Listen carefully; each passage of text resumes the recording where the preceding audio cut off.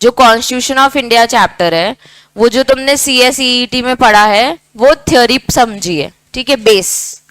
अभी तुम्हें वही थ्योरी दोबारा समझनी है, बट विथ केस लॉस। तब तुमने केस लॉस फॉर रेफरेंस समझे होंगे कि ये केस लॉस आया था, इसलिए ये अमेंडमेंट आया, इसलिए ये आर्टिकल आया, इस आर्टिकल पे इतना डिस्कशन हुआ है। अब बच्चों सुन लो ध्यान से, बातें नहीं।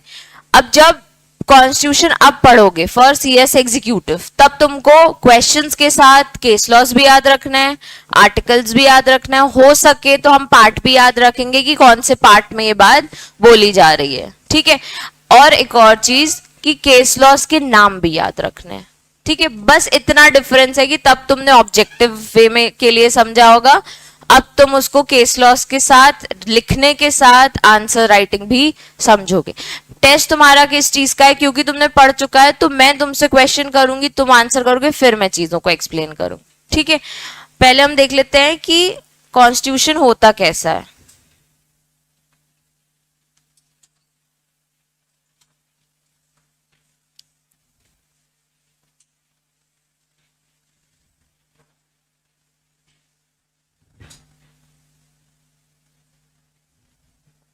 इंडेक्स देखनी है हमको।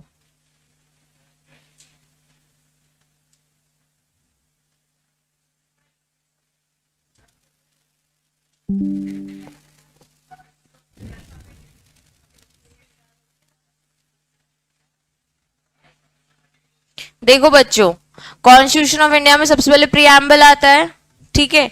उसके बाद ये पार्ट्स में डिवाइडेड है। अभी तक सेक्शंस और ये सब पढ़ते थे ना, अब ऐसा नहीं है, अब आर्टिकल्स और पार्ट्स और चैप्टर्स है, ठीक है। ये पार्ट 1 है जिसमें आर्टिकल है 1 2 3 4 ऐसे दिया हुआ है, ठीक है। उसके बाद पार्ट 1 रहता है the union and it's territory. Part 2 आता है सिटीजनशिप।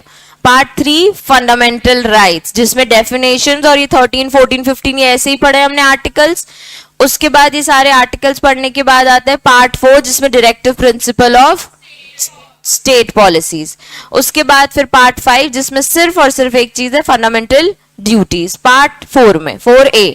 फिर पार्ट 5 में है द यूनियन। उसके बाद उसके अंदर चैप्टर है, चैप्टर 1 द एग्जीक्यूटिव, फिर चैप्टर 2 पार्लियामेंट। उसके बाद फिर चैप्टर सारे 4 5 तक आ गए, जिसमें जुडिशरी, कॉम्प्ट्रोलर ऑफ। पार्ट 6 है द स्टेट्स, फिर उसके अंदर भी चैप्टर्स है। ऐसे करके 9 पार्ट्स होंगे इसमें, ठीक है। The states in part B for schedule, the union territories, और फिर लास्ट द पंचायत, ठीक है। हमें ऐसे उन्होंने नहीं बताया, और द म्युनिसिपैलिटीज भी है। फिर the cooperative society, the schedules 11 आ गया, 12 13 14, जिसमें देखो ट्रेड, कॉमर्स, फिर सर्विसेज, ट्रिब्यूनल्स, इलेक्शंस, बहुत सारे है, ठीक है। तुमको इतना नहीं है, तुम अपनी बुक की इंडेक्स देखो।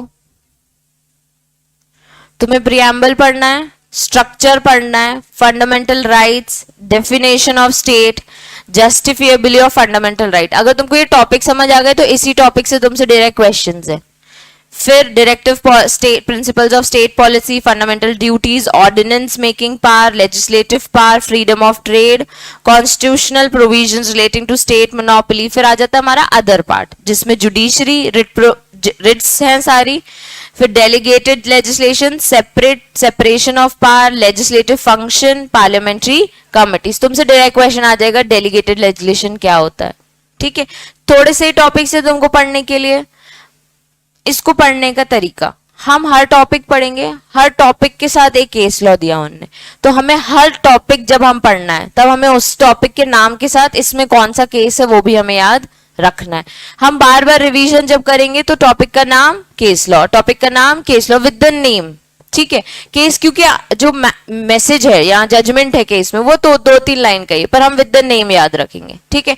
क्योंकि वो केस का एग्जाम्पल देके तुमको क्वेश्चन करेंगे कि अब इसे एक्सप्लेन करो, तो तुम्हें डेफिनेशन और एक लीडिंग केस भी एक्सप्लेन करना पड़ेगा। जैसे स्टेट है, अब वो बोलेंगे स्टेट में क्या क्या कवर होता है, या फिर एक क्वेश्चन दे देंगे कॉमेंट, स्टेट में क्या अदर अथॉरिटीज भी कवर होती हैं क्या, कॉमेंट। तो तुम्हें स्टेट की डेफिनेशन प्लस उसके साथ जुड़ा हुआ केस लॉ आना चाहिए, ठीक है। चलो, कॉन्स्टिट्यूशन ऑफ इंडिया। कॉन्स्टिट्यूशन को हिंदी में क्या कहते हैं? संविधान। हमारी कंट्री के लिए सुपरमेसी, सुप्रीम क्या है? कॉन्स्टिट्यूशन। यानी हमने जब सोर्सेज ऑफ लॉ पढ़ा था तो हमने एक एक पर्सन पढ़ा था जो बोलता था कि लॉ क्या है? सुप्रीम है। लॉ ही क्या है? सोवरिन है। ठीक है, लॉ ही होना चाहिए जो हमारी कंट्री को क्या करे? रूल करे। और हम कहीं ना कहीं वो थ्योरी फॉलो करते हैं। कोई भी ऐसा पर्सन इंटायर कंट्री में लॉ से ऊपर नहीं जा सकता। फॉर एवरी पर्सन जिसको हमने पावर दी हुई है, वेदर अथॉरिटेटिव पावर या फिर गवर्नमेंटल पावर, प्रेसिडेंट हो जाए, लॉ से ऊपर नहीं जाता। तो हमको कौन रूल कर रहा है? लॉ। ठीक है, हमको कौन रूल कर रहा है? लॉ रूल कर रहा है। सबसे ऊपर कौन है? लॉ है। हमने अपने लिए ये लॉ को नाम दिया हुआ है कॉन्स्टिट्यूशन ऑफ इंडिया। तो हमें हर जगह कहीं पे भी कोई भी लॉ को समझने में, कोई भी चीजों को समझने में अगर प्रॉब्लम जाती है तो हम किसको रेफरेंस लेते हैं? कॉन्स्टिट्यूशन को।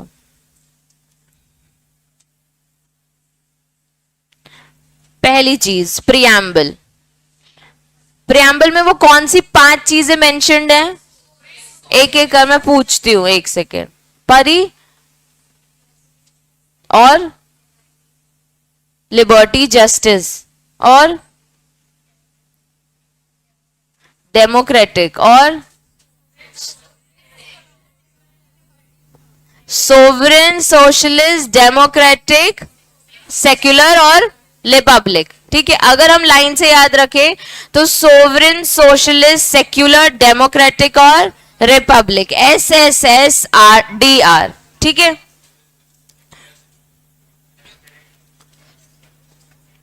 प्रियम्बल का मतलब क्या होता है? Mirror of the constitution. Good, तुम लोगों को याद होगा तो और मजा आएगी। ठीक है, जो और पर्पस बता दे किसी भी चीज का, और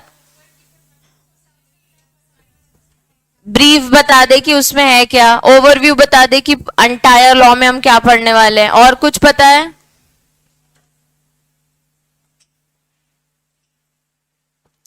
कहीं पे भी अगर कॉन्स्टिट्यूशन में प्रॉब्लम जाए या इंटरप्रिटेशन में प्रॉब्लम जाए कि ये क्या बोल रहे हैं, ये ऐसा क्यों बोल रहा है, ये ऐसा क्यों लिखा है, तो प्रियम्बल, कॉन्स्टिट्यूशन का प्रियम्बल आपको वो चीजें एक्सप्लेन कर देगा। इतना इंपॉर्टेंट है ये। हमारी स्कूल बुक्स में इनिशियली लिखा होता था, पहले छोटे छोटे जब थे हमारी बुक्स का फर्स्ट पेज हमारा प्रियम्बल लिखा होता था, we the people of the country, और फिर हियर बाय डिक्लेयर दैट, और ये सारी बातें। ठीक है, तो वो अल्टीमेटली बुक का पर्पस भी यही समझाना चाहते थे। हमारे कॉन्स्टिट्यूशन लॉ का भी पर्पस प्रियम्बल में मेंशन्ड है। अगर कहीं पे भी इंटरप्रिटेशन को प्रॉब्लम गई तो ये हमको बता देगा। ये बेसिकली क्या है? स्नेहा ने राइट वर्ड बोला, मिरर ऑफ द कॉन्स्टिट्यूशन। ठीक है, the preamble of constitution states, मतलब कि ये क्या पर्पस है, हमारा कॉन्स्टिट्यूशन हमें क्या बताता है? We the people of India having solemnly resolved to constitute India into sovereign, socialist, secular, democratic republic to secure all citizens. अब एक एक वर्ड का मीनिंग। सोवरेन का मतलब क्या होता है तरुण?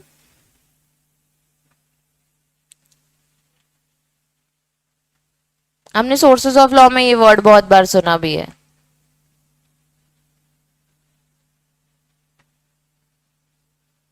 नहीं पता? जिया, क्यों? सोर्सेज लॉ में तो बहुत बार सोवरेन वर्ड पढ़ा है, तुमने तो अटेंड भी किए क्लासेस। सोवरेन मतलब सुप्रीम, सुपर, ऊपर। और सोशलिस्ट, सोशलिस्ट मतलब सोसाइटी के लिए। सेक्युलर, एवरीबडी इज वन या इक्वल। ठीक है, डेमोक्रेटिक, डेमोक्रेसी हमारी कंट्री में मतलब लोगों से पूछा जाता है। ठीक है, फॉर द पीपल या फ्रॉम द पीपल हम डिसाइड करते हैं कि कौन है पर्सन हमारे जो हमें लीड करेंगे। और रिपब्लिक मतलब इंडिपेंडेंट है हम। ठीक है, और ये जो फॉर द पीपल आया है ना, ये रिपब्लिक है, हम इसलिए आया है। जो डेमोक्रेटिक वाली चीज है वो कैसे आई है कि हम तुम लोगों से पूछेंगे कि हमारी कंट्री के लीडर कौन रहेंगे, तो क्योंकि तुम रिपब्लिक हो इसलिए तुमसे पूछा जा रहा है। ठीक है, फिर एक वर्ड है justice, social, economic and political. Justice पता है हम सबको, ठीक है, तो हमारा कॉन्स्टिट्यूशन हमेशा मोटिव रखता है कि everybody every person should get a justice, और हम उसी फॉर्म में ही अपनी कंट्री को चलाएं। उसके बाद सोशल, इकोनॉमिकल एंड पॉलिटिकल। एक वर्ड आता है लिबर्टी, फ्रीडम, तो फ्रीडम ऑफ थॉट होना चाहिए, freedom of expression, belief, faith, worship, different different धर्म है। फिर एक वर्ड आता है equality of status and of opportunity and to promote among them all. Fraternity मतलब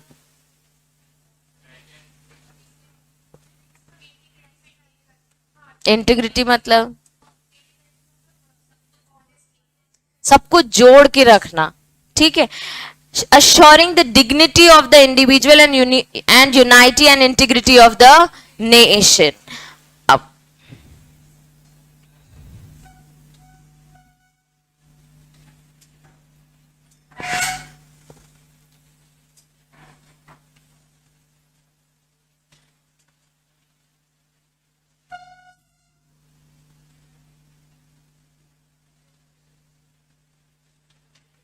चलो, सोवरेन के आगे लिखो सुप्रीम, सोवरेन के आगे लिखो सुप्रीम,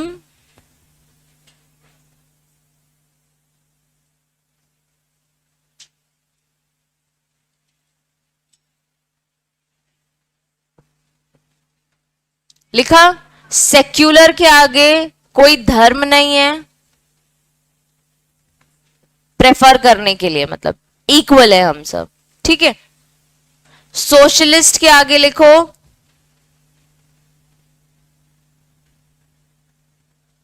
एक समान,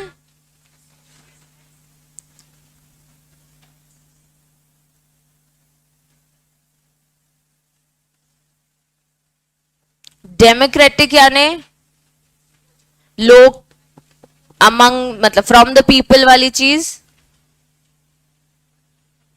और रिपब्लिक के आगे लिख दो इंडिपेंडेंट, गणतंत्र जो हिंदी में बोलते हैं। चलो, फेडरल क्या है? डुअल, और यूनिटरी क्या है? सिंगल। जब हम फेडरल और सिंगल, तो क्या हमारी कंट्री फेडरल है, क्या हमारी कंट्री यूनिटरी है?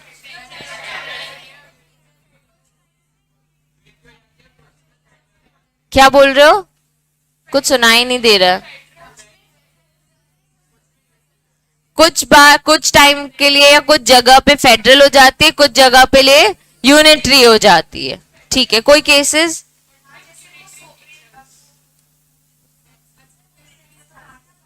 एक मिनट, एक एक जन बोलो। अंशिका क्या बोल रही हो?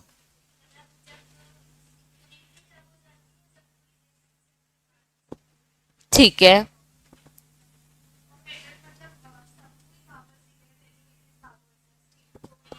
परफेक्ट। सेंट्रल भी है और स्टेट भी है। स्नेहा आप बोलो।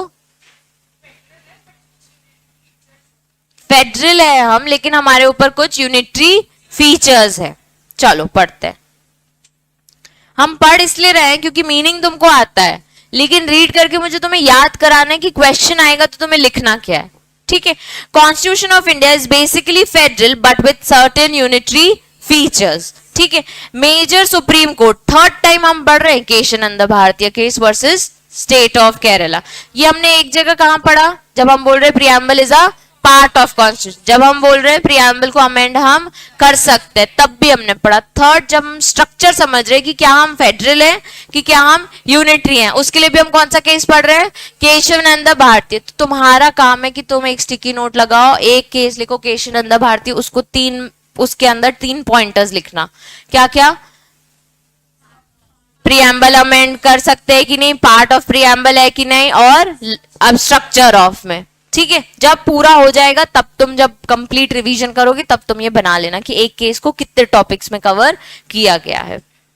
Where of the view that the federal features from the basic structure of Indian Constitution. However, there is some controversy as to whether Indian Constitution establishes at federal and stipulates a unitary form government from the some basic. यहाँ पे वो question की बात करें कि क्या हम federal features cover करें या हम यूनिटरी, और हमने पढ़ लिया कि कुछ फेडरल कुछ unitary. Thus, to decide whether the constitution is federal or unitary or quasi-federal, it will be better to have the look following contents. The essential feature of federal polity or system are dual government. सबसे पहले याद रखो federal में क्या क्या cover होता है, ठीक है? Dual government, distribution of power, supremacy of constitution, independence of judiciary, written constitution, rigid procedure for amendment of constitution.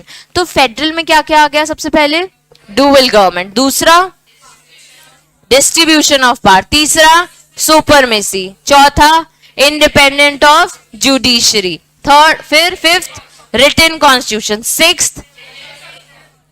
तो जब हम फेडरल पढ़ रहे हैं तो 6 पॉइंट्स हमें याद करना है कि ये फेडरल होने के फीचर्स है. क्या हमारे ऊपर सारे फीचर्स कवर हो रहे हैं? डुअल गवर्नमेंट है, यस. डिस्ट्रीब्यूशन ऑफ पावर है, yes. Supremacy of constitution, yes. फिर इंडिपेंडेंट ऑफ जुडिशरी, कई बार हमने जुडिशियल को ये पाठ दिया कि वो एक इंडिपेंडेंट तरीके से ही काम करती है. रिटन कॉन्स्टिट्यूशन है, yes. Rigid procedure to amend the constitution, अब भी पढ़ा, यस. ठीक है.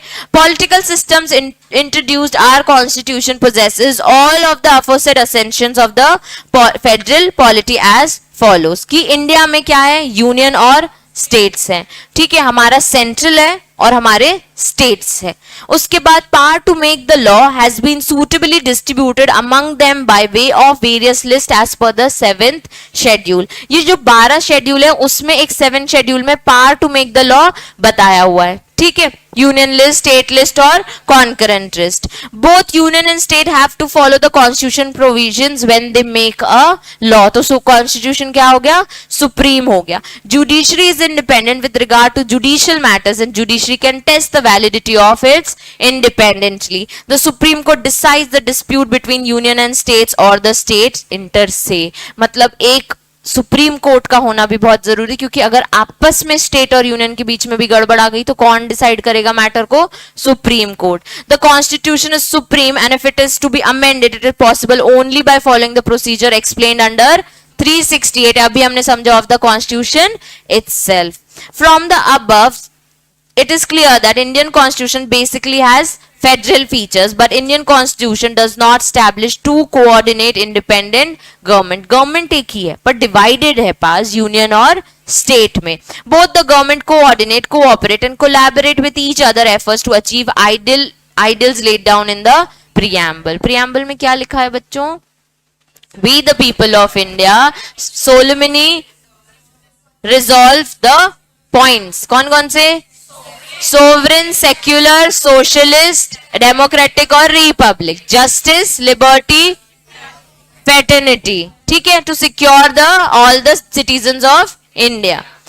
जब हमने पढ़ा फेडरलिज्म तो हमने कौन कौन से पॉइंटर्स समझे? Dual authority, supremacy, distribution of power, independent judiciary और written constitution, rigid procedure to amend the constitution. ठीक है. जब हम यूनिटरी समझते हैं ना बच्चे तो उसमें आता है single citizenship, emergency power, strong centre, residuary power. ये वर्ड सुना है तुम लोगों ने. और सिंगल कॉन्स्टिट्यूशन. रेसिड्यूरी पावर यानी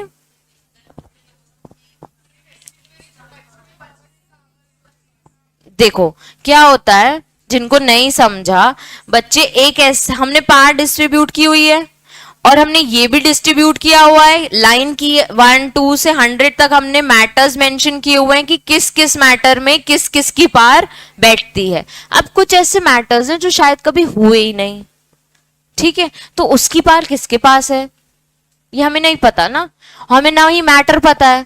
तो उन्होंने क्या किया, कॉन्स्टिट्यूशन बनाते टाइम उन्होंने एक चीज लिख दी कि एक ऐसा पॉइंट समझ लो 101 फॉर एग्जाम्पल, ठीक है, इसको हम खाली छोड़ देते हैं, हमें नहीं पता इधर क्या मैटर आएगा, जो भी नया मैटर आएगा वो हम 101 में डाल देंगे. ये नए मैटर की पावर हमने यूनियन को दे दी, यानी सेंट्रल गवर्नमेंट को दे दी कि अब भी अगर कोई नया मैटर आता है और उस पर अगर लॉ बनाना है, हमने बहुत सारे लॉ अभी रिसेंटली बने हुए देखे. राइट टू इन्फॉर्मेशन 2005 में, तो कॉन्स्टिट्यूशन तो हमारा तब आ गया था ना, तो राइट टू इन्फॉर्मेशन एक्ट को बनाने वाले हमारे यूनियन है, हमारे सेंट्रल गवर्नमेंट ने उसे अप्रूव किया, हर चीज हमने वही उसी में सेंट्रल गवर्नमेंट के बारे में पढ़ी है। तो कोई भी नया मैटर आता है ना, उसको अभी तक अगर डिफाइन नहीं है वो कहीं, और उसकी पार हमने किसको दे दी है, यूनियन को, तो ये नए मैटर्स के लिए जो अभी तक आए ही नहीं है, इसको हम बोलते हैं रेसिडुअरी पार। जो पार अभी आई नहीं, वो पार किसके पास है, यूनियन के पास है, तो इसको हम क्या बोलते हैं, रेसिडुअरी पार। और एक वर्ड आ गया सिंगल कॉन्स्टिट्यूशन। चलो एक बार देखते हैं the unitary features of Indian constitution. हमारे पास सिंगल सिटीजनशिप है, हम क्या दो सिटीजन देते हैं क्या लोगों को, नहीं, एक ही देते हैं। इमरजेंसी पावर्स किसके पास है, प्रेसिडेंट के पास। स्ट्रॉन्ग सेंटर, रेस्टिडेरी पावर अभी समझी, और एक सिंगल कॉन्स्टिट्यूशन। हमारे पास दो तीन कॉन्स्टिट्यूशंस नहीं है। अगर हम इसको पढ़ने जाए, citizen are the granted only one Indian citizenship and no separate state citizenship. State of Maharashtra की आपको अलग से, गुजरात के अलग से, ये हमारे यहाँ नहीं होती। All citizens of India irrespective of the state in which they are born or reside enjoy the same rights all over the country. Countries like US, Switzerland and Australia have dual citizenship. That means national citizen as well as state citizen. Emergency part, during the emergency, states go into a total control of center. The federal structure covers the unitary one without formal amendment of the constitution. The kind of transposition is not found in any federation. ये क्यों बोल रहे हैं, क्योंकि हमने अभी पढ़ा दो डुअल गवर्नमेंट है हमारी, एक यूनियन और स्टेट। पर whenever it comes to an emergency thing, हम कंट्री एक साथ मिलकर काम करते हैं, तो इन्होंने बोल दिया हमने सारी चीजें किसको दे दी है, सेंट्रल को, यूनियन को, ठीक है। Strong centre, centre is stronger than the state due to following reasons. Union list contains more subject than state list, ठीक है। More important subjects have been included in the, सबसे ज्यादा इंपॉर्टेंट चीज किसके पास है, सेंट्रल के पास। सबसे मेजर मैटर्स जो हमारे लॉ के बनते हैं वो किसके थ्रू आते हैं, यूनियन के थ्रू, सेंट्रल गवर्नमेंट के through. The will of the centre shall prevail over the state in case of contradiction of concurrent list. जब हम बात करते हैं स्टेट लॉज की और सेंट्रल लॉ, अब जीएसटी है, स्टेट मैटर है, पर कहीं पे भी फंसे तो क्या फॉलो करना है, सेंट्रल वाला, ओवरऑल।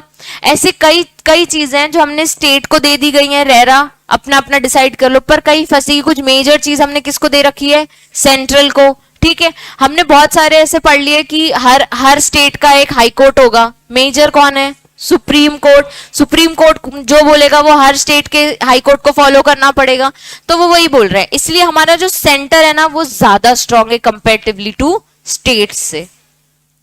मोदी जी जो बोलेंगे वो बाकी सारे सीएम्स को फॉलो करना पड़ेगा, ठीक है। Residuary power have also been left with the union list. It means only parliament has the power to make the law on a new subject matter. Single constitution in the federal, usually the state have the right to frame their own constitution separate from the center, but in India no such power given to the state. एक constitution जो सारे state को follow करना है, single constitution। हमारे पास 5-6 constitutions नहीं है।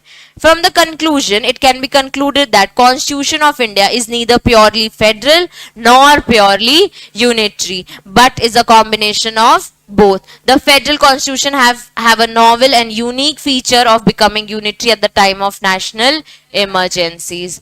बच्चे तो ये कौन से केस से हम देख रहे हैं, ये भी Kesavananda Bharati versus state of Kerala. दो चीजें पढ़ी कि हमारा स्ट्रक्चर क्या है, हमारा स्ट्रक्चर क्या फेडरल है, हमारा स्ट्रक्चर क्या यूनिटरी है। तो तुमको ये मैं दे दूंगी तुम लोगों को, ठीक है। तो तुमको दोनों स्ट्रक्चर्स एक्सप्लेन करना है, पहले कौन सा फेडरल, फिर कौन सा यूनिटरी। फेडरल में तुम्हें कौन से फीचर्स बताना है, dual authority, supremacy of constitution, distribution of power, independent judiciary और रिटन कॉन्स्टिट्यूशन। और जो भी अमेंडमेंट है वो बड़ा ही रिजिड प्रोसीजर से आता है। जब तुम यूनिटरी के फीचर्स देखोगे इंडियन कॉन्स्टिट्यूशन में, तो क्या क्या है, सिंगल सिटीजनशिप देते हैं, सेंटर हमारा स्ट्रॉन्ग है, इमरजेंसी में कौन हेल्प करता है, यूनियन, और रेसिडुअरी पावर, और लास्ट सिंगल कॉन्स्टिट्यूशन। याद हो गए? पलक बताना pointers for unitary features. Single constitution,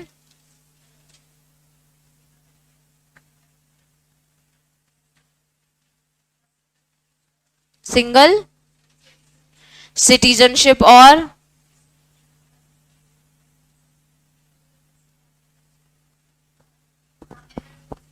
emergency power.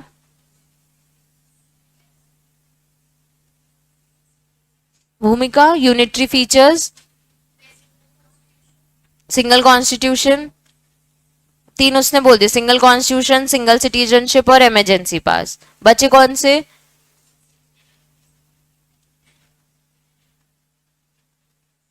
अब पूछ लिया ना तूने,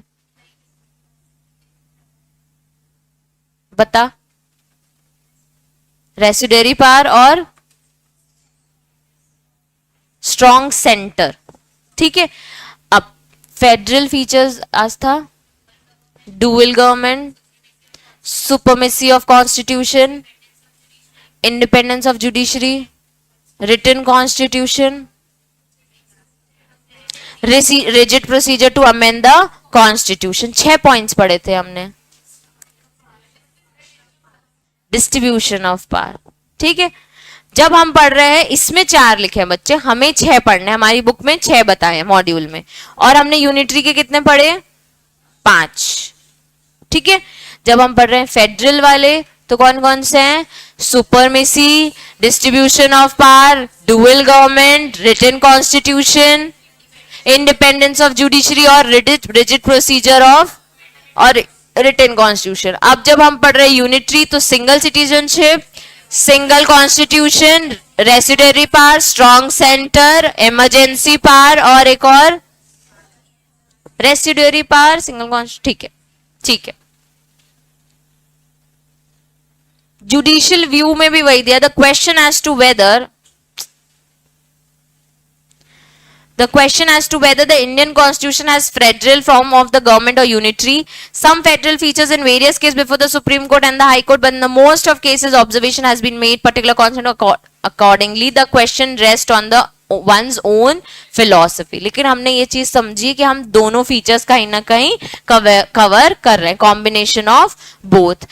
अब एक है peculiar features of Indian federalism. Indian constitution differs from federal system of the world within the certain fundamental aspects which are as follows. क्या ये न्यू बुक में, ओल्ड बुक में है? पहला है मोड ऑफ फॉर्मेशन, सेकेंड है position of the state in the federation, फिर है सिटीजनशिप और रेसिडेरी पावर। ये अभी हमने पढ़े, ठीक है। अब ये बोल रहा है कि ये फेडरल फीचर्स नहीं है, ये यूनिटरी फीचर्स हैं, पर ये भी हम कवर कर रहे हैं, ठीक है। पहला पढ़ लो, वही चीज दी हुई है जो अभी अपन ने 4 में पढ़ी।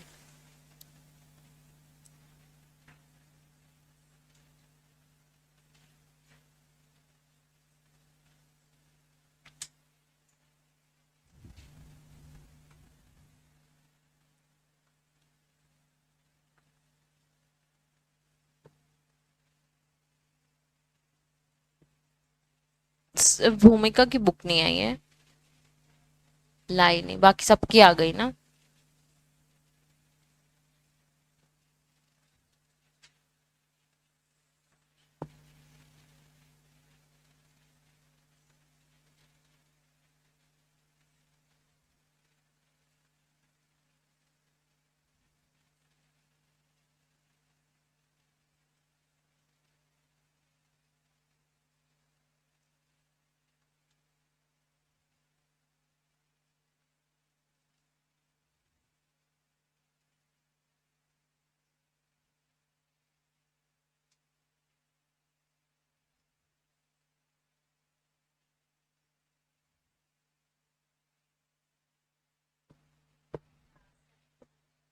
ऑटोनॉमस वाली, उसका मतलब यही है, और भाई हमारे कंट्री को सेंटर ज्यादा चलाता है, हम एक ऑटोनॉमस कंट्री है, ठीक है। कंपैरेटिवली प्राइवेट है सेंटर भी, मतलब कॉन्स्टिट्यूशन के हिसाब से एक सेंट्रल गवर्नमेंट है, ठीक है। सेंट्रल गवर्नमेंट के पास सुप्रीम पावर्स है जब हम स्टेट से बात करते हैं। तो अगर आप बोलते हो ऑटोनॉमस कॉलेज है, समझते हो ऑटोनॉमस कॉलेज, उसको क्या बोलते हो? Private college. लेकिन वो अफिलिएटेड कहाँ से होती है? सेंट्रल से, अपनी यूनिवर्सिटी से। कोई भी ऐसा कॉलेज नहीं है जो अपने मन से चला रहा हो, अपनी डिग्री दे रहा हो, उसकी डिग्री कहीं ना कहीं सेंटर से अफिलिएटेड होके आती है। तो अगर हमने स्टेट को पावर दे रखी है, जो अभी हम समझ रहे थे कि स्टेट को हमने लॉ मेकिंग पावर भी दी है कि तुम अपना रह रहा यानी रियल एस्टेट प्रॉपर्टी को लेके, अगर तुमने इसको लेके अपने प्रोविजंस बनाए, लेकिन हमने मेजर पावर सेंटर को दे रखी है, ठीक है, तुम अपने इसको लॉ लेके बनाओ, कहीं पे भी फंसोगे तो रेरा के थ्रू फॉलो होगा, तुम्हारे पास पार है।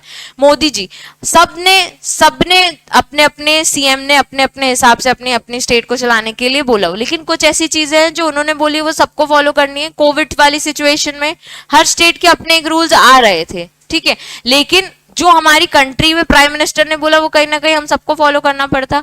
एग्जाम्पल ऑफ सुप्रीम कोर्ट, हमने हाई कोर्ट्स को बहुत पार दी हुई है अपने लोअर कोर्ट्स को चलाने के लिए। हम बहुत सारे जजमेंट्स में हाई कोर्ट्स के जजमेंट्स को भी लेते हैं, लेकिन हमेशा हम सुप्रीम किसको मानते हैं? सुप्रीम कोर्ट को। अगर हाई कोर्ट ने एक स्टेटमेंट दे दिया होता कि preamble is not a part of constitution, civil courts में आपने वो वाले केस लॉस को बार बार यूज किया रेफरेंस के लिए, पर अगर सुप्रीम कोर्ट ने बोल दिया that it is the part of constitution, तुम क्या कंसिडर करोगे?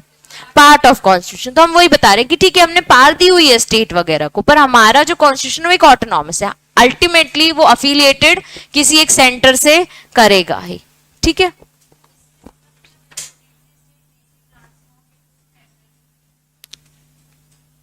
इस फर्स्ट पॉइंट का लास्ट लाइन मेरे में लिखा है by creation of autonomous units and combining them into a federation one and the same act, ये line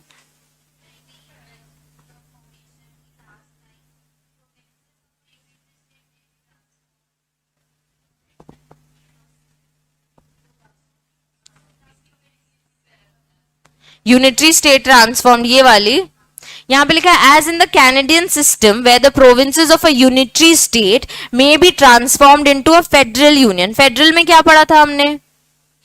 dual, to make themselves autonomous ना। जब मैं बोल रही हूँ अलोयसियस कॉलेज चलता कैसे है? प्राइवेटली चलता है ना, ऑटोनॉमस कॉलेज बोलते हो ना उसको, लेकिन अफिलिएटेड किससे है?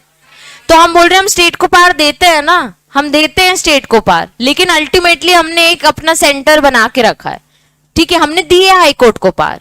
तुम दो ना जजमेंट्स, हम यूज करेंगे, तुम्हारे पास राइट्स हैं, तुम कर सकते हो चीजों को अमेंड, तुम बना सकते हो नया लॉ, हाई कोर्ट को दिया है ना हमने वो अथॉरिटी, लेकिन अल्टीमेटली हमने किसको दिया है? सुप्रीम कोर्ट को। एडमिनिस्ट्रेटिव लॉ दिए छोटे छोटे अथॉरिटीज को रूल्स बनाने के लिए, तो क्या हम अप्रूव कर देते हैं एक बार में वो जो बनाते हैं? उन्होंने बोल दिया कल से ये प्रॉपर्टी में मत बैठना, तो मानने लग जाओगे? वो भी एनफोर्स करा के लेके आएंगे ना, उसके बाद मानोगे। तो वही हम बोल रहे हैं कि हमने अल्टीमेटली पार सेंटर को दी, पर हमने ऑटोनॉमस जैसा तरीका बना रखा है कि आपके स्टेट है, अपना अपने हिसाब से लॉज बना सकते हो स्टेट में, लेकिन अप्रूव हमसे करा लो, ठीक है।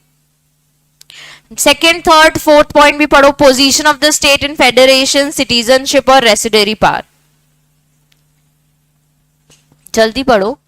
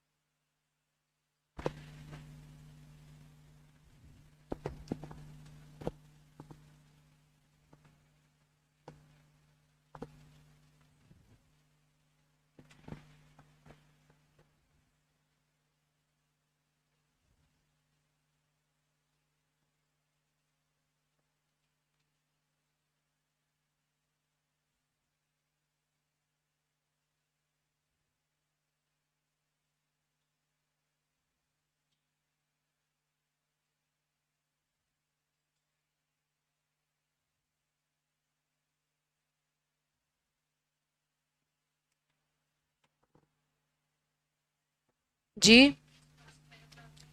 इन अदर वर्ड्स वाला, in other words the constitution of India is neither purely federal nor purely unitary.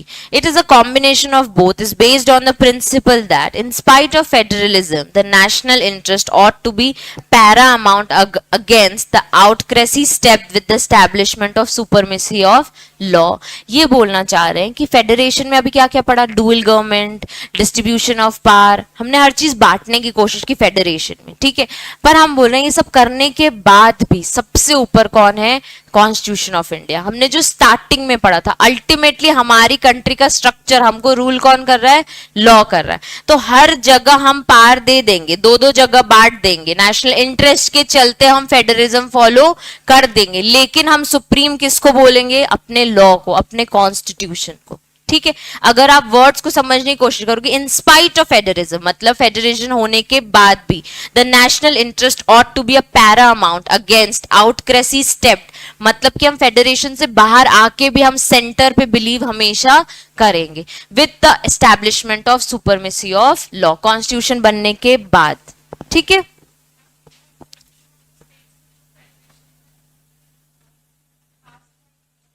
In India, as the states were previously sovereign entities, the rights were exercised mainly by union. Example, residuary power.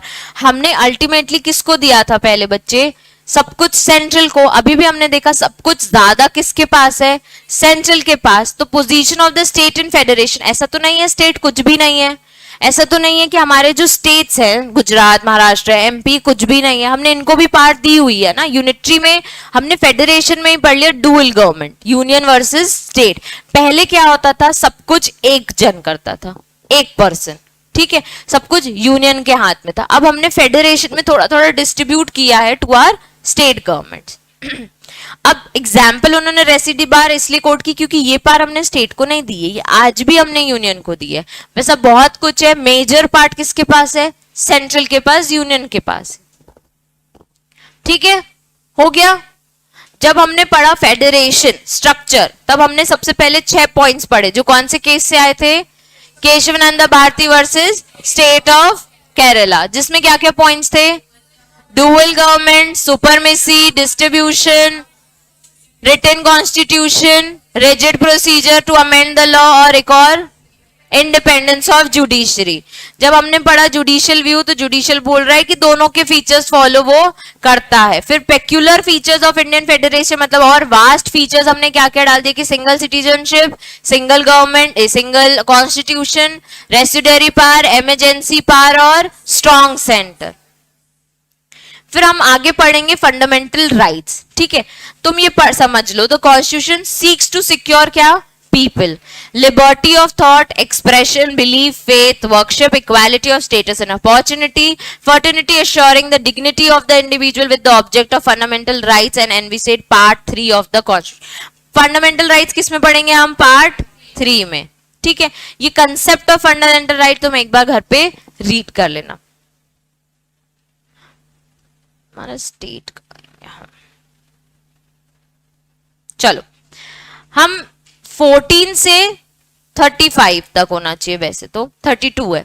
14 to 18 क्या है, article right to equality, 14 and 18। फिर 19 and 22 क्या है, right to freedom. फिर 23 and 24 क्या है, right to right against exploitation. फिर 25 से 28 राइट टू फ्रीडम, रिलीजन। फिर 29, 30 cultural and educational right, right to constitutional remedies, article 32 जिसमें रिट्स वगैरह है, ठीक है। तुमको ये शायद ऐसे याद कराया गया था, ई एफ और वापस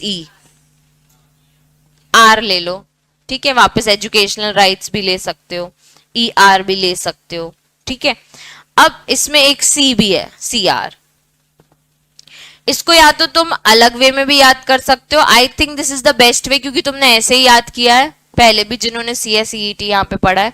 तो E से इक्वालिटी, फिर F से फ्रीडम, फिर E से एक्सप्लॉयटेशन, फिर F से फ्रीडम ऑफ रिलीजन, ठीक है। उसके बाद फिर E से कल्चरल एंड, मतलब CR ले लो या ER ले लो, एजुकेशनल राइट्स, और फिर कॉन्स्टिट्यूशनल राइट्स। ER इसलिए क्योंकि एजुकेशन, कल्चरल एंड एजुकेशनल याद आ जाएगा, और लास्ट में C से कॉन्स्टिट्यूशनल राइट। तो EF R हो गया, और फिर ER और CR, ठीक है। अभी वो सिर्फ एक्सप्लेन कर रहे हैं कि आखिर fundamental rights of the part 3 क्या क्या बताता है, इक्वालिटी के राइट्स, फ्रीडम के राइट्स, रिलीजन को लेके राइट्स, और अगेंस्ट एक्सप्लॉयटेशन को लेके राइट्स, उसके बाद फिर कल्चरल एंड एजुकेशनल राइट्स और कॉन्स्टिट्यूशनल रेमेडीज। ठीक है, अभी वो तुमको राइट्स एक्सप्लेन नहीं कर रहा है, अभी सिर्फ बता रहा है पार्ट 3 में क्या क्या आता है। एक तुम्हारे पास राइट था, राइट टू प्रॉपर्टी भी, वो हटा दिया। हाँ ठीक है, वो हटा दिया, अब हमको वो चीज नहीं पढ़नी। हमें देखना है from the point of view of the person to whom the rights are available, the fundamental rights may be classified as follows: 15, 16, 19, 30 are guaranteed only to citizens. 14, 20, 21, 22, 23, 25, 27 or 28 are available to person on the soil of the land, यानी citizen और foreigner दोनों को। फिर the right guarantee by the articles 15, 17, 18, 20, 24, इन सब में जो gap में बैठे are absolute limitations under the legislative power। अभी तुमको ये सिर्फ अंडरस्टैंडिंग के लिए समझना है, क्योंकि अभी राइट्स हमने पढ़े नहीं, हमने सिर्फ हेडिंग देखी। कौन कौन सी हेडिंग? पहला कौन सा था?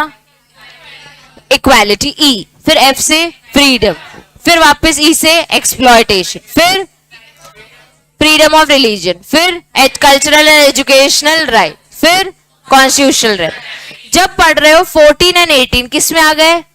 इक्वालिटी में। ये राइट्स किसको है? सिटीजन्स को। तो 14 आ गया, फॉरेनर को भी है और इंडियन सिटीजन को भी है। और कौन सा था? 18 बोल रहे हैं absolute limitations upon the legislative power. फिर हमने 1922 फ्रीडम किस में है? आर्टिकल सिटीजन्स को भी है और आर्टिकल 22 फॉरेनर को भी है। उसके बाद फिर हमने आर्टिकल पढ़े 23 एंड 24। तो 23 पढ़ा हमने कि फॉरेनर को भी राइट है और सिटीजन, इंडियन सिटीजन को भी राइट है। और 24 absolute limitation upon the legislative power, मतलब लॉ के बेस पे आते हैं ये सारे। उसके बाद आ गए 25 और 28, यानी राइट टू फ्रीडम और रिलीजन। 25 और 25 आ गया फॉरेनर सिटीजन दोनों को, 28 आ गया वही सेम। उसके बाद 29, 30 सेम, इसमें नहीं दिया उन्होंने, 30 बस दिया है ओनली टू सिटीजन्स।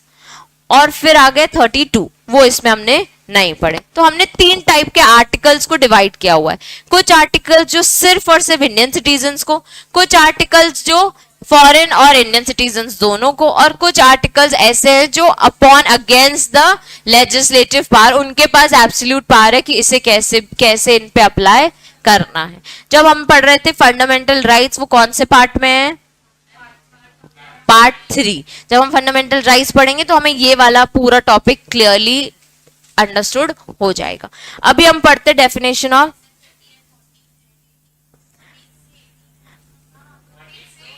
14 to 18, मैंने इसलिए पहले वही बोला, पर अब उनने एंड लिखा है तो आगे हम समझेंगे कैसे मेंशन किया, या तो उनने मिस प्रिंट किया। हाँ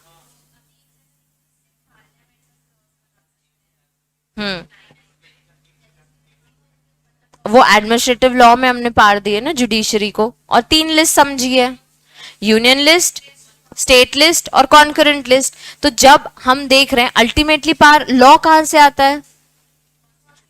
पार्लियामेंट से बनने के बाद। पास कहां होता है बिल? पार्लियामेंट से।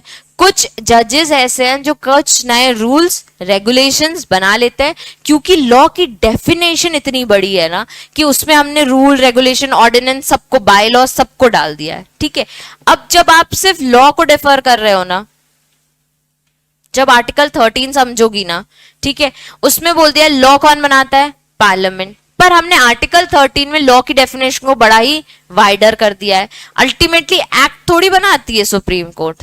कोई एक्ट सुना है क्या? ये एक्ट सुप्रीम कोर्ट ने बनाया है। कुछ रूल्स लेके आती है, कुछ रेगुलेशंस लेके आती है, किसी एक लॉ में नया अमेंडमेंट लेके आती है, ऑर्डिनेंस या फिर बाय लॉ लेके आती है। तो लॉ की डेफिनेशन को उन्होंने इतना बड़ा बना दिया है कि अगर कोई नया रूल लॉ बनाएगा तो वो भी लॉ कहलाएगा। पर अगर लॉ का जेनरिक मीनिंग आप देखो तो कौन बनाता है? पार्लियामेंट बनाती है। हर लॉ पार्लियामेंट बनाती है, हर लॉ।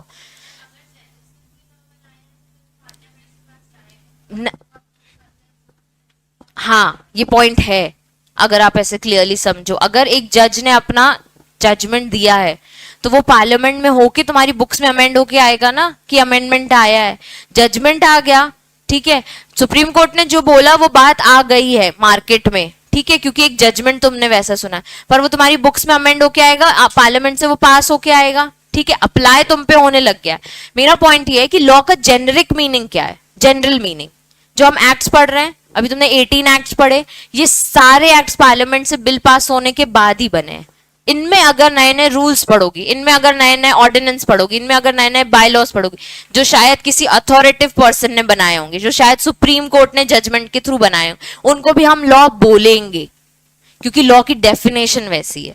ठीक है, लॉ मतलब सुप्रीम कोर्ट बैठ के पूरा एक्ट नहीं बनाता है। अभी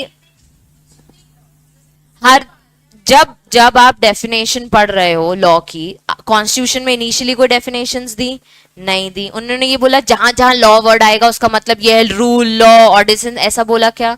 नहीं बोला। जब तुम दूसरे एक्ट्स पढ़ते हो तब लॉ की डेफिनेशन में अगर ऐसा लिखा हो कि आर्टिकल 13 ऑफ द कॉन्स्टिट्यूशन का मतलब लॉ में जो दिया है वो हम इस एक्ट में अप्लाई करेंगे, तो उसमें जहां जहां लॉ है वहां आप समझोगे कि हाँ सुप्रीम कोर्ट ने भी बोला है तो उसको हम लॉ बोलेंगे। लेकिन अल्टीमेटली सुप्रीम कोर्ट क्या बनाता है? कोई रूल लेके आएगा, कोई रेगुलेशन लेके आएगा, कोई एक पार्ट का बाय लॉ बना देगा कि इसके नीचे प्रोवाइडेड दैट, एक एक्सेप्शन क्रिएट कर देगा। वो क्या लॉ बना रहा है? लॉ हम उसको बोलते हैं बेटे, वो बनाते नहीं है लॉ। वो जो बोल रहे हैं वो लॉ बन जाता है, ये हम बोल रहे हैं क्योंकि कॉन्स्टिट्यूशन ने डिफाइन किया हुआ है लॉ की इतनी वाइडर डेफिनेशन। ठीक है, अल्टीमेटली वो एक रूल रेगुलेशन ही बना रहे हैं ना। जब आप डिफर कर रहे हो उसको आप डेप्थ में देखोगे, सुप्रीम कोर्ट ने एक जजमेंट पास किया, पहले तो उसको क्या बोलोगे? जजमेंट आया है। उसको जब अप्लाई करोगे तो हर जगह रेफरेंस के पार्ट पर अप्लाई करोगे, क्योंकि अभी तुम्हारी बुक्स में वो आया नहीं। ऐसे बहुत सारे जजमेंट्स हैं जो कहीं नहीं लिखे। ठीक है, हमने कौन सा एक केस पढ़ा था, कौन से एक्ट में सब हम इंटरप्रिटेशन ऑफ स्टैट्यूट्स पढ़ रहे थे, अब क्लियरली समझ रहे थे कि क्या वो जो हमने प्रोस्टिट्यूशन वाला केस समझा था कि क्या वो ईव टीजिंग चलते चलते कर लेगी तो क्या उसमें बालकनी भी कवर हो रही है कि सिर्फ स्ट्रीट कवर हो रही है, उसके घर का एरिया वरांदा वगैरह कवर हो रहा है। तो ये इंटरप्रिटेशन हमने कहां से निकाला? सुप्रीम कोर्ट के जजमेंट से। तो क्या वो लॉ बन गया? वो लॉ कहलाएगा क्योंकि लॉ की डेफिनेशन बहुत बड़ी है। ठीक है, अगर वो लिख रहे हैं कि पार्लियामेंट ने लॉ बनाया तो यस, हमेशा लॉ पार्लियामेंट ही बनाती है। लेकिन कॉन्स्टिट्यूशन में लॉ की डेफिनेशन इतनी वाइडर दी हुई कि कोई भी अगर रूल बना रहा है, कोई भी अगर रेगुलेशन बना रहा है तो उसको हम लॉ बोल रहे हैं, क्योंकि लॉ का मीनिंग क्या है? Anything which we have to abide by, anything which we have to follow. तो अगर तुम रूल बना रहे हो तो यस हमें उसे फॉलो करना है, तो वो लॉ है। ठीक है, अब हम देखते हैं स्टेट। हर जगह अभी तक हम स्टेट समझ रहे थे, यूनियन और स्टेट। स्टेट यानी जो हम स्टेट गवर्नमेंट समझ रहे थे, लेकिन अल्टीमेटली स्टेट क्या? हमारी country, whole of the country को हम स्टेट बोलते हैं। State includes what? तुमसे क्वेश्चन आएगा स्टेट क्या क्या इंक्लूड करता है, या फिर कोई केस देके जिसमें तुम्हें बताना है कि yes this has been include under state. सबसे पहले government and parliament of India state में आ जाते हैं। ठीक है, the government legislature of each states and all local and other authorities within the territory of India under the control of government of India। I guess तुमने ये पढ़ा होगा local authority क्या होता है और other authorities क्या होता है। local authorities municipalities, नगर निगम, पंचायत, हाँ लोकल है। और अदर अथॉरिटीज में क्या आ गए? एडमिनिस्ट्रेशन। अदर अथॉरिटीज के इन्होंने फीचर्स दिए हुए हैं कि ऐसी हर चीज जिसे कंट्रोल कौन कर रही है? गवर्नमेंट। ऐसी हर चीज जिसे फाइनेंस कौन कर रही है? गवर्नमेंट। इसे अल्टीमेटली हम क्या बोलेंगे? स्टेट। ठीक है, सबसे पहले स्टेट की डेफिनेशन समझो। गवर्नमेंट मतलब कि हमारी गवर्नमेंट, ठीक है, prime minister, president, state government, सब कोई, सब कुछ जो गवर्नमेंट है उसको हम क्या बोल रहे हैं? वो हमारे पार्ट ऑफ स्टेट है, हमारे कंट्री के पार्ट है। उसमें पार्लियामेंट ऑफ इंडिया भी आ गया। फिर हमने पढ़ा है the government legislature of each of the state. तो हमारे हाई कोर्ट, सुप्रीम कोर्ट, सब कोई जो हमारे स्टेट की गवर्नमेंट है वो भी क्या है? हमारे स्टेट है। फिर हमने local authorities and other authorities. हमारे जो लोकल अथॉरिटी जो तुम बोल रहे हो, म्युनिसिपैलिटीज, पंचायत, ये सब भी क्या है? तुम्हारे स्टेट है। इसमें क्यों बोल दिया विद इन द टेरिटरी? या तो वो इंडिया में या फिर कंट्रोल्ड बाय इंडियन गवर्नमेंट है, इसलिए भी हम उसको क्या बोल रहे हैं? स्टेट बोल रहे हैं। कौन कौन हो गया? Government and parliament of India, government of legislature of each state, all local and other authorities within the territory of India or under the control of the government of India। हम इसको अगर पहले ऐसे समझें जी,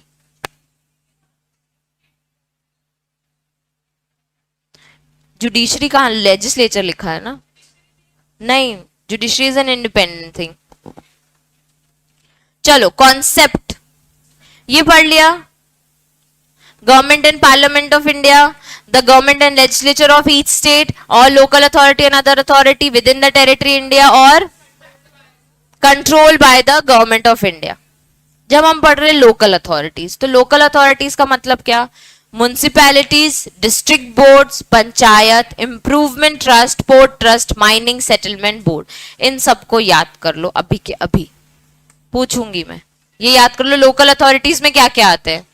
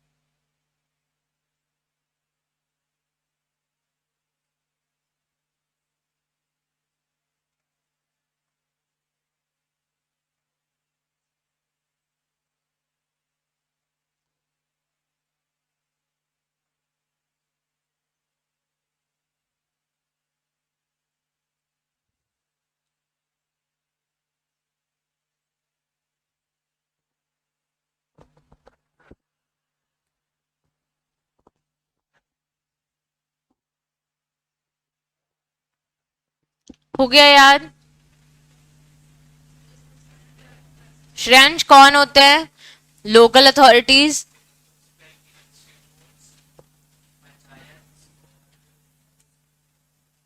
पोर्ट ट्रस्ट, इंप्रूवमेंट ट्रस्ट, ठीक है, municipalities, district boards, panchayat, improvement trust, port trust और mining settlement board. जब हम पढ़ रहे हैं अदर अथॉरिटीज क्या क्या इंक्लूड करती है, all authorities created by the constitution और statute on whom the power are confirmed by the law and it is not necessary that the authority should engage in the performing government functions. ऐसे कौन से हैं, जैसे income tax department, universities और electricity board. क्या ये government functions perform करते हैं? नहीं करते, लेकिन हमें चलाते हैं, ठीक है, हमारे लिए ये काम करते हैं, हम उनको बोलते हैं सरकारी दफ्तर है ये सारे, क्योंकि इसको हम कहाँ इंक्लूड कर रहे हैं, स्टेट के अंदर इंक्लूड कर रहे हैं। इसमें लिखा है all authorities which include all authorities created by the constitution और statute on whom the power are confirmed by the law। इन लोगों को जो पावर है इनकम टैक्स डिपार्टमेंट को टैक्स कलेक्ट करने की, वो किसने दी है, किसी ना किसी लॉ ने, कॉन्स्टिट्यूशन ने, ठीक है। उसके बाद it is not authority that they should engage in the performing government functions. Government तो बहुत सारे फंक्शंस परफॉर्म करती है ना, कंट्री को चलाने के लिए, स्टेट गवर्नमेंट हमें पनिश करने के लिए बहुत सारे, तो जरूरी नहीं है इनके पास वो सारे फंक्शंस और वो पावर्स हों। जो पावर इनको एक एक्ट ने दी हुई है वही इनके पास पावर है, जो पावर इनको कॉन्स्टिट्यूशन ने दी है इनके पास सेम सिमिलर पावर है। तो यूनिवर्सिटीज और इलेक्ट्रिसिटी बोर्ड भी हमारे स्टेट में कवर होते हैं, ठीक है। यूनिवर्सिटीज, हाँ, जो हमारी गवर्नमेंट, ये जो गवर्नमेंट यूनिवर्सिटीज, ठीक है। उसके बाद do not include stock exchange it is independent of the government control and not discharging any public duty. Stock exchange क्यों? क्योंकि वो क्या पब्लिक ड्यूटी परफॉर्म कर रहे हैं, तुम्हारे फायदे के लिए काम कर रहे हैं, अपने फायदे के लिए कर रहे हैं। स्टॉक मार्केट खोल के तुमको शेयर्स खरीदने को बोलते हैं और खुद भी उसमें से कमाते हैं, ठीक है। तो स्टॉक एक्सचेंज उसमें कवर नहीं होता। अब जुडिशरी हम इंक्लूड नहीं करते। Only when it is discharge the judicial functions it will not be treated as state. जब वो जुडिशरी फंक्शंस कर रहे हैं तो वो स्टेट नहीं है, जब वो जुडिशियल फंक्शंस कर रहे हैं तब वो क्या है, स्टेट नहीं है। Whereas while carrying out non-judicial function it is treated as courts, ठीक है। यहाँ पे स्टेट वर्ड मान लो, कोर्ट्स नहीं बोलते, ठीक है। तो अब हम बोल रहे हैं जब वो जुडिशरी फंक्शंस कर रहे हैं तब वो स्टेट नहीं है, जब वो नॉन जुडिशरी फंक्शंस कर रहे हैं तब वो क्या है, स्टेट है। जुडिशरी का फंक्शन नहीं है लॉ बनाना, जुडिशरी का फंक्शन नहीं है लॉ बनाना, उसका फंक्शन क्या है, लॉ को इंटरप्रिटेट करना और डिस्प्यूट्स रिजॉल्व करना, ठीक है। तो अगर वो नॉन जुडिशरी काम करेंगे, लॉ बनाने वाला काम करेंगे तो वो स्टेट डिक्लेयर होएंगे, अगर वो जुडिशरी वाला काम करेंगे तो वो स्टेट नहीं कहलाएंगे।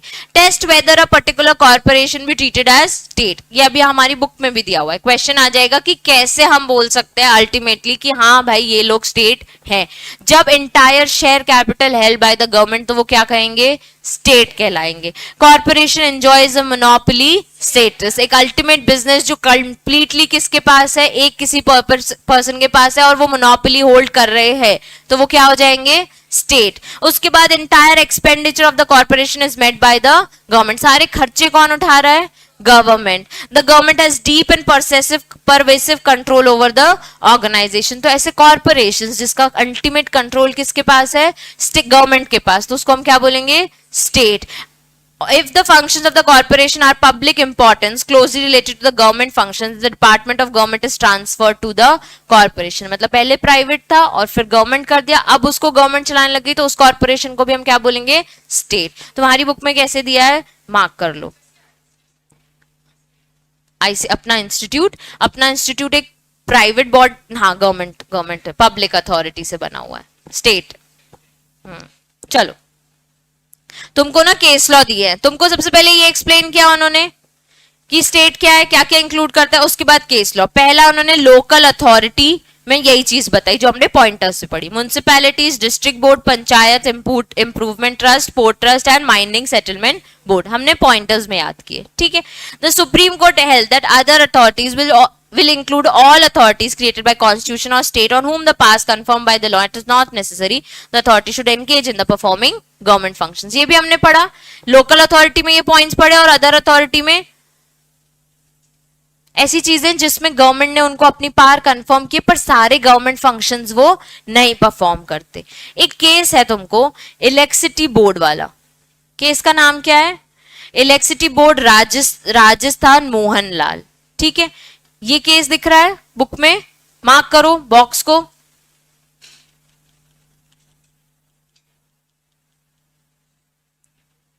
एक केस दिख रहा है तुमको सुप्रीम कोर्ट इन सुखदेव सिंह भगतराम, दिख रहा है, सुखदेव सिंह भगतराम। इंटरनेशनल एयरपोर्ट्स किसके हैं, दो एयरपोर्ट्स है हमारे, इंटरनेशनल एयरपोर्ट्स और डोमेस्टिक और इंटरनेशनल। ये केस इंटरनेशनल एयरपोर्ट का है, जल्दी पढ़ो भगतराम वाला।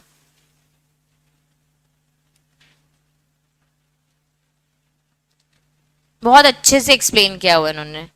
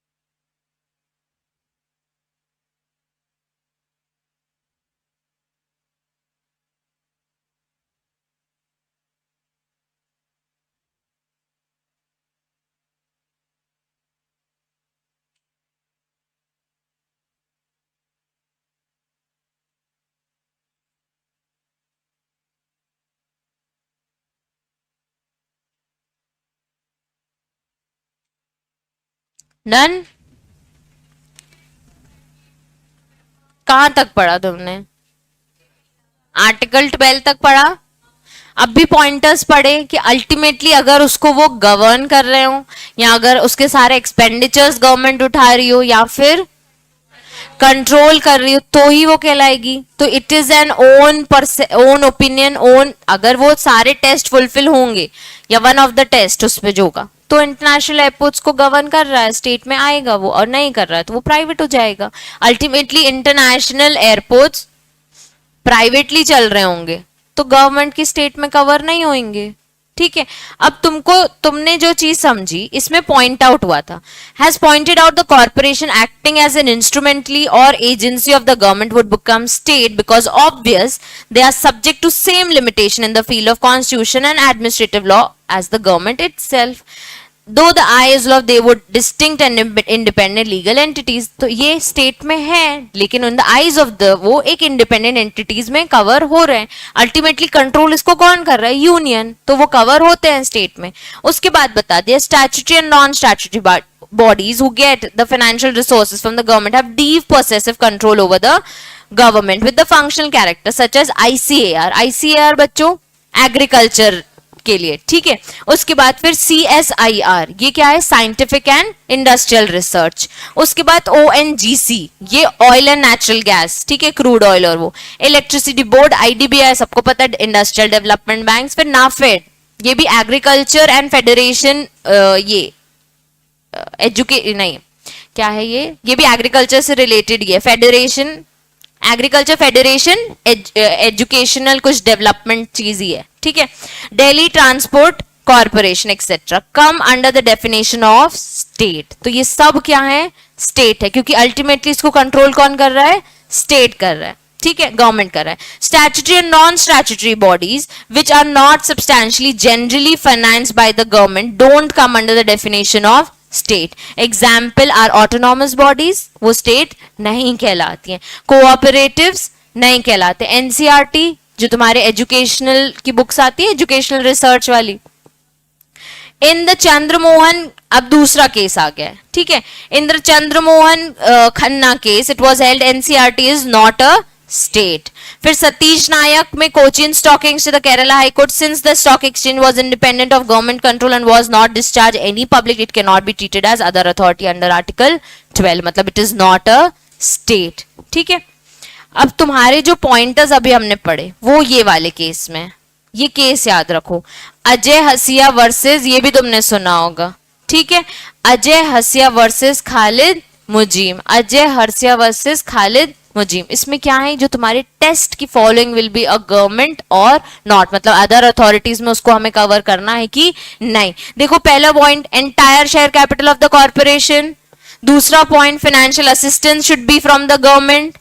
Third point, corporation enjoys a monopoly status. Fourth point, existing of deep and pervasive control may afford an indication the corporation a state agency or instrumentality. Fifth point, the functions of the corporation are public importance, closely related to government functions, or it is a department of government is transferred to a corporation. It would be strong factor supporting the interference of the corporation. ये तुम लिखना उसी pointer से जो मैं तुमको दे दूंगी. ठीक है. If a department of the government is transfer, अब भी पढ़ा ना, एक प्राइवेट डिपार्टमेंट अगर कॉर्पोरेशन में ट्रांसफर कर दो तो वो क्या बन जाएगा? स्टेट बन जाएगा ना. कॉर्पोरेशन वो वाला जिसको इंटायरली कौन कंट्रोल करे? गवर्नमेंट. जो पॉइंटर्स बच्चे हमने पढ़े ना वो थोड़े से इजी वे में दिया. If the functions of the corporation of the public employ important and closely related to government functions, the department of the government is transferred to the corporation. अगर कोई गवर्नमेंट का डिपार्टमेंट है वो भी अगर आप कॉर्पोरेशन में ट्रांसफर कर दोगे और अल्टीमेटली कंट्रोल उसे गवर्नमेंट ही कर रहा है तो भी वो स्टेट में कवर होगा. ठीक है. जब तुमने ये केसेस पढ़े, आज तुमने 5-6 केसेस सुन लिए होंगे. ठीक है. सबसे पहले पढ़े थे कि प्रियम्बल. ठीक है. प्रियम्बल क्या पार्ट ऑफ कॉन्स्टिट्यूशन है कि नहीं है? कौन कौन से? Berubari case, Kesavananda Bharati versus state of Kerala, और third union of India versus LI. जब तुमने पढ़ा कि क्या कॉन्स्टिट्यूशन को अमेंड किया जा सकता है तो कर किया. कौन से केस में? केशवानंदा भारती. जब तुमने पढ़ा एक और कहते स्ट्रक्चर ऑफ द, क्या हम फेडरल हैं, क्या हम यूनिटरी हैं, तब भी कौन सा केस पढ़ा? जब तुमने स्टेट समझा.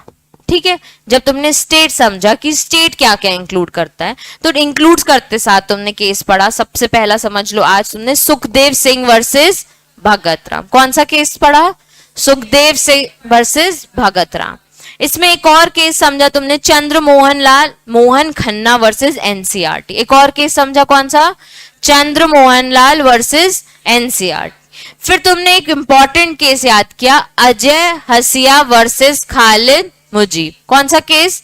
अजय हसिया वर्सेस खालिद। इस केस में क्या है, टेस्ट की क्या कोई भी एक अदर अथॉरिटी गवर्नमेंट में कवर होती है कि नहीं, स्टेट के अंदर इंक्लूड होती है कि नहीं। तो स्टेट क्या क्या इंक्लूड करता है? नहीं, स्टेट क्या क्या इंक्लूड करता है? Definition of state. और कौन सा आर्टिकल है ये?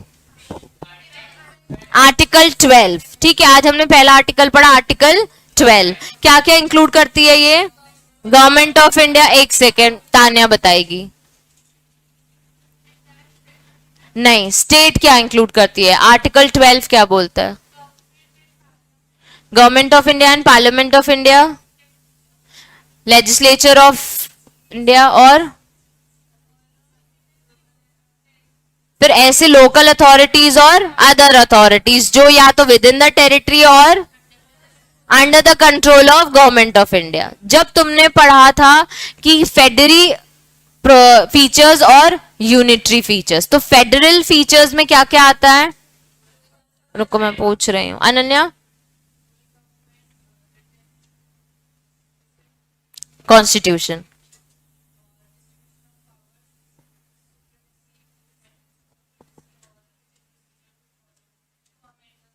और एक और है जुडिशरी, इंडिपेंडेंस ऑफ जुडिशरी। राशि, यूनिटरी फीचर्स, रेसिड्यूरी पार,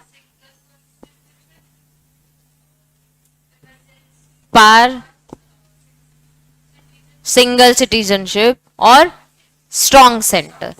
ठीक है, फिर हमने जब पढ़ा था प्रियम्बल, भूमिका प्रियम्बल के 5 पॉइंट्स जो इनिशियली समझे थे, secular, sovereign, Republic,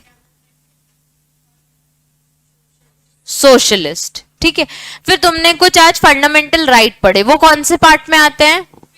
part 3।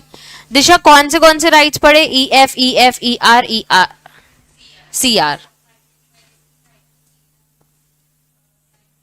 Right against,